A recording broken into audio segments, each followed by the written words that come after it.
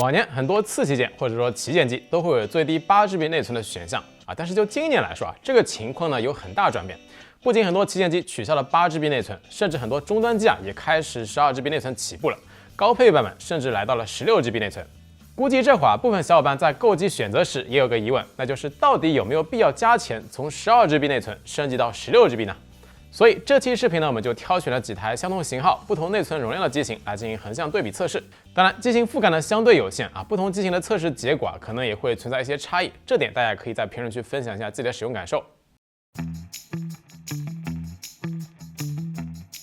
第一轮测试呢是连续打开10款 App 进入2级页面，然后再打开王者荣耀加载训练营 1v1 模式，接着呢是拍照3张，然后再次打开之前的10款 App 计算后台留存率结果呢分为3种，第一种呢是完全保留，第二种呢是2级页面还在，但是需要重新加载一下，第三种呢是完全被杀后台重新启动回到了主页面。一加 A42 12GB 内存版本，无论是默认情况的12+4，还是关闭内存拓展，测试结果呢基本一致有时候呢会有一款应用被杀。16GB 版本默认呢也是打开了4GB 内存扩展，第二轮打开呢测试杀了一个关闭内存拓展之后呢完全能够保留。所以一加 A42 呢，无论是12GB 还是16GB， 开或不开内存拓展，后台留存能力相比去年绿厂系的手机都有明显提升，两者的体验差距基本是可以忽略。荣耀这边呢，我们挑选的是12GB 的 Magic 5 Pro 和16GB 的至臻版，两台机子除了后盖设计、纳米微晶玻璃面板之外，处理器和屏幕呢都是一样的。Magic OS 默认开启了7GB 的内存拓展，描述为智慧运存，而且关不掉。实测结果是12GB 和16GB 在该模型下的测试表现没有任何区别，都能做到完全保留，一个不杀。小米13 Ultra 同样是12GB 和16GB 两台进行测试对比，实测下来13 Ultra 的12GB 内存版本表现呢相对差些，在关闭内存扩展的情况下，10款应用有4款呢重新加载了2级页面，2款应用被杀后台不过游戏呢能够保留。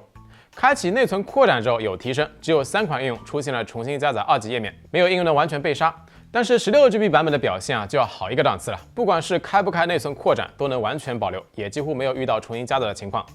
照理说我们这2年测试的小米手机后台留存能力呢一直都不算弱，这一次13 Ultra 的12GB 表现还是低于预期的。于是呢我们就拿来了同平台12GB 内存的小米13 Pro 来测试一下，结果呢是无论开不开内存扩展，实际后台表现都要比13 Ultra 的12GB 表现更好。所以呢也可以认为目前12GB 版本的13 Ultra 针对后台留存的优化还不太到位相对呢还保守了一些。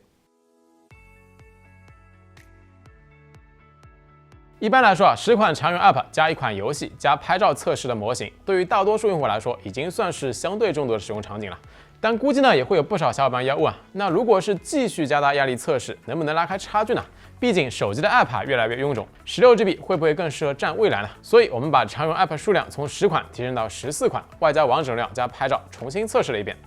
在这个模型下，一加 A42 12GB 依然是没有应用被杀后台，但是呢有3款应用2级页面需要重新加载一下。荣耀 Magic 5 Pro 也没有杀后台，但是出现了2款应用2级页面呢需要重新加载。小米13 Ultra 后台留存能力呢依然略差，4款应用重新加载，2款应用呢被杀了后台。但同样12GB 内存的小米13 Pro 测下来，只有1款应用被杀，1款应用2级页面需要重新加载，其余呢都能够正常保留。当然，这个测试呢也存在一定误差，会出现前面一次不杀，后面一次出现多杀一个比如说10个应用加游戏加相机的测试中 ，A4 呢也有能全部保留的时候。我们一般呢是测试3次，取表现差的一次成绩。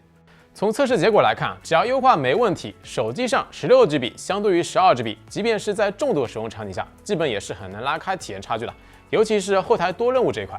在一些极限测试场景下，比如说14款常用 App 加1款游戏加拍照，这个时候16GB 呢还是能够体现出一些优势的。12GB 内存这个时候可能会出现1款应用被杀，或者说应用没有被杀，但是调用了虚拟内存，有2到3个应用2级页面呢需要重新加载一下。但你要说体验差距明显吧，其实呢也不明显。究其原因还是手机作为超高集成度的设备，屏幕、网络、相机、卫星定位各类臃肿的 App 或者说游戏都是耗电大户。在手机上杀不杀后台，其实并不完全和内存容量本身的挂钩，和芯片本身的能效、后台优化、屏幕功耗等等都是息息相关的。一个简单的例子呢，就是火龙芯片的机型即便是12GB 内存，后台多任务能力以及应用多开支的流畅度都是明显不如今年的8Gen 机型的。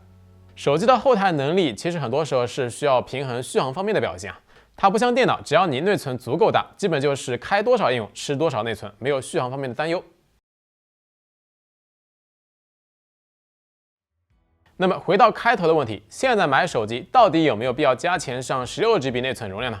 关于这点，我觉得价格呢还是最主要的影响因素。这里呢，我们也是简单统计了一下各家机型同存储容量 12GB 和 16GB 的价格差异。实际情况呢是，同时有12加256或者说16加256GB 这两个 SKU 的机型啊，其实并不多啊，主要集中在一些终端机型上，比如说一加 A42、GT Neo 5、爱酷 Neo 7竞速版这些。假如说第三方平台或者说渠道价格两者差价很小啊，比如说差价200块或者说200块以内，那么即便是近2年感知不强，但是如果以后想多盯2年，更大的内存呢可能会更加从容一些。但是像 Find X6 Pro 这种12加256GB 升级到16加256GB 需要加价500元，这个情况呢我就觉得没啥必要了。假如说你真的是重度使用，或者说想当钉子户，那么咬咬牙上16加512GB 才是真谛。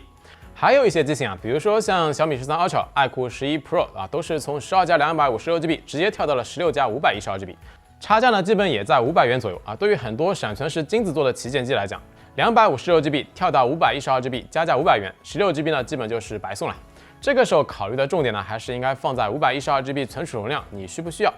假如说真的用得上512GB 存储容量，那么这个500元是加的物有所值的，存储容量翻倍，内存呢也加大了。